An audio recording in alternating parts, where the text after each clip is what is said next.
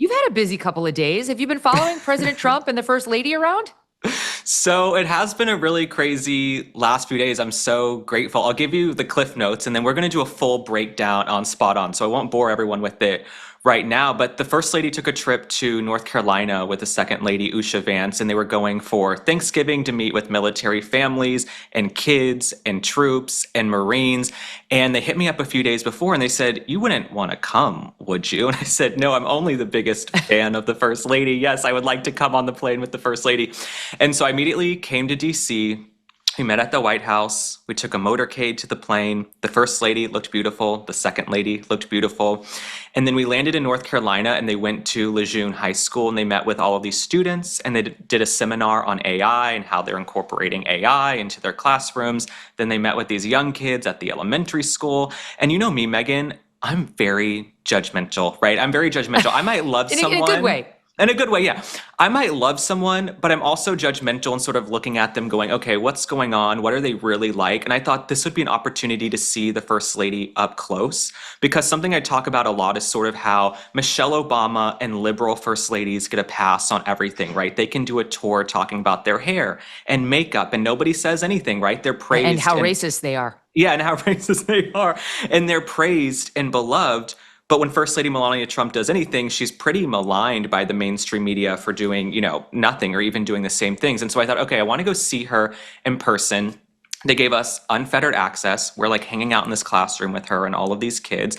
The kids, what was really emotional, a lot of the kids, their parents were deployed. They might not be home for the holidays. They were so excited to see the First Lady. They're like, "Oh my God, your husband's the president." And like some of the kids were old enough to understand. But what I really liked, and like I said, I'm judgmental.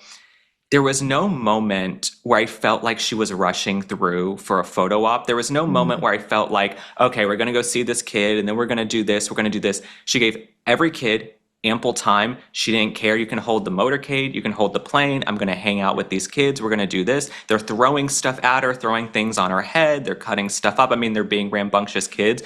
And that's when I thought, okay, this is a real badass woman right here, the First Lady. She's the epitome of class, and it doesn't matter how much they throw at her, and the mainstream media loathes her for no other reason than she's stuck by Donald Trump. She's married to him. She always maintains her dignity. I want to show the audience just a little bit of her interaction. This is with a little girl at the Delatio Elementary School. Okay, the Delalio, sorry, yeah, okay. Elementary School in North Carolina. Here it is, short shot, number one. Touching my little girl's head.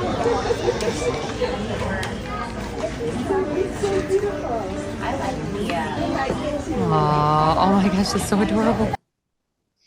She's sitting next to a little girl telling the little girl she's so beautiful. And Melania's smile, of course, is 1,000-watt. And the little girl's looking up at her and kind of feeling self-conscious. It's a beautiful moment, one you will never see on the vast majority of the MSM because it has the unfortunate side effect of making Melania look human and kind. Well, that's why I'm so grateful they invited me because I don't have an editor I report to, right? So all the other reporters in the pool, they have to file and get it through this and that and a whole rigmarole. I just took that video on my phone. I mean, we're a few feet from the First Lady. I'm just taking videos on my phone and posting them up and they're getting tons and tons of views while we're there on the ground. And people are like, "Oh, we've never seen this side to her," or "We bought into the narrative that was in the mainstream media." But I'm here to tell you, like, I can spot a fake and a phony. I can spot a fake Birkin. I can spot a fake person. There was nothing fake about her. I was like, okay, she's not rushing. She's not breezing through. Every kid is getting time. She was not phased at all. The kids were jumping and throwing things. So no, I absolutely have the utmost respect for her. I also thought the Second Lady, Usha Vance, was really cool too. Yes. I hadn't ever seen her. By the way, Link, can I just say, if Second Lady Usha Vance were Second Lady in a Democrat administration, she already would have been on the cover of several magazines. Yes. She's stunning. She too is the epitome of class. She's got amazing style, and she happens to be a minority, which normally the left loves. They love to celebrate it. She gets a hero's welcome when she walks in during this Thanksgiving visit with North Carolina military families at Camp Lejeune. I'm going to show a little bit of it here, Sat 2. It's her and Melania.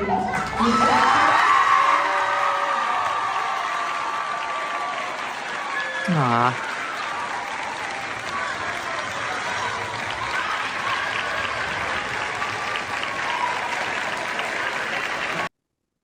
Okay. Do you remember it wasn't so long ago that they tried to sell us on Michelle Obama and second lady, then Jill Biden being the iconoclasts of style that we were supposed to look up to for every, boot they donned on their feet? And it was a lie. I mean, everyone saw that it was a lie. Meanwhile, you've got these two knockouts walking in there. Right. No one's going to profile them. They're not going to be on the cover of magazines. They're only going to be covered in dripping vitriol from virtually every publication that writes about them because of who they're married to and the fact that they're Republicans. No, absolutely. I probably do a video or a segment on the podcast every single week about this. That's why I was so excited when they called and said, do you want to come? Because something I've covered a lot, and I cover a lot, are the double standards in politics, right? I did this with the tariffs, right? Chuck Schumer and Nancy Pelosi, there were 1,000 clips of them fighting for years. They wanted tariffs for decades. We want tariffs. We want tariffs. The second President Trump said he wanted tariffs, all hell broke loose and they were fighting him tooth and nail, right? First Lady Melania Trump, she's self-made. She's an immigrant. She speaks 5 languages. Usha Vance, her family immigrated to this country the right way. If they had a D next to their names, of course they would be on the cover of Vogue by now 15,000 times. But what do? They put Jill Biden, Michelle Obama on the cover of Vogue. And this is how liberal women treat conservative women, right? I just did a whole thing on this. Liberal women will absolutely attack conservative women, which shows that all of the female empowerment, feminism, dress for success stuff that they talk about is a bunch of BS if you don't extend it to women who happen to vote a little bit differently than you do or happen to be married to a Republican, right? So that's why I just don't buy into all of the liberal feminism. Well, and I was also, excited to see them. Just to jump in on it, also Usha Vance, is not in addition to being stunning and a mother and An a attorney, wife, I think. is a very successful attorney. She was at the top of her Yale Law School class. That's why she wound up clerking for Supreme Court for United States Chief Justice John Roberts. You don't just give that job to anybody while pregnant. I mean, normally Totally. the left will be celebrating her universally. And by the way, I don't even know what her politics are. She doesn't talk about her politics a lot. I think she might be an independent and not really even necessarily a Republican, but who cares? Right. She won't get any accolades because she's married to JD. So whatever, we're used to it, but it's always worth pointing out because those two women are worthy of celebration and no one else is going to do it. My friend just lost her ring. She went to replace it. She realized it was a gold ring. The price of it has gone up like 25% since she bought the ring a year ago. That's because gold is on the march upward. And it is the one time of year that Birch Gold Group gives away free gold with every qualifying purchase. That's right, for Black Friday, when you convert an existing IRA or 401k into a tax-sheltered IRA in gold, Birch Gold will send free gold to your home for every $20,000 purchased. Gold started this year around $2,600 an ounce. By October, it was over $4,000 an ounce. Why? Global uncertainty. 2025 has been defined by trade wars, central banks are pulling from the US dollar as the global reserve currency, and military tension continues to build. Gold thrives in times of uncertainty, and if you are looking to diversify your savings, Birch Gold can help you.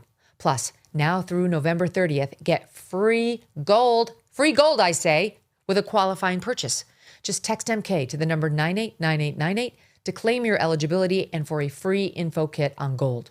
But your opportunity for free gold with purchase will end on November 30th, so don't wait. Text MK to the number 989898 for full details. Message and data rates may apply.